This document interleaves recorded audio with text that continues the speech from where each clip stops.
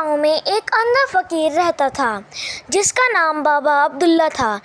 وہ دن بھر درخت کے نیچے بیٹھ کر فقیری کرتا تھا اور لوگ دل کھول کر اسے خیرات دیتے کیونکہ وہ بہت نیک دل تھا، دعائیں دینے والا اور خوش اخلاق انسان تھا۔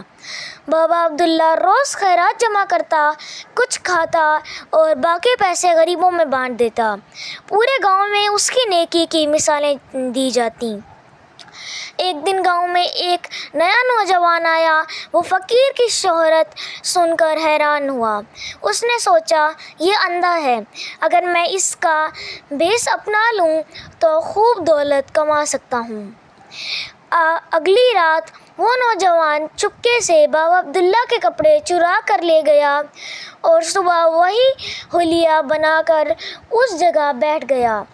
لوگوں نے سمجھا یہ بابا عبداللہ ہی ہے اور دل کھول کر خیرات دی۔ شام کو وہ نوجوان بہت خوش ہوا، بولا، واہ، آج تو بہت کمایا۔ لیکن جیسے ہی وہ گھر پہنچا اسے عجیب سا درد محسوس ہونے لگا۔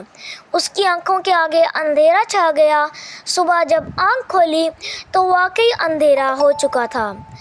وہ گھبرا گیا، روتے روتے واپس اسی جگہ گیا اور وہاں دیکھا بابا عبداللہ مسکرا رہا تھا۔ اس نے کہا، بیٹا، جو نظر لوگوں کو دکھائی نہیں دیتی وہ رب کو دکھائی دیتی ہے۔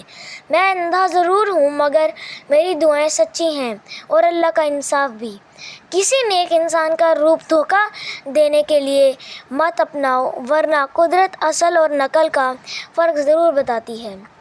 پیارے دوستو، آج کے لیے اتنا ہی۔ ملتے ہیں آپ سے نیکسٹ ویڈیو میں، تب تک کے لیے اللہ حافظ۔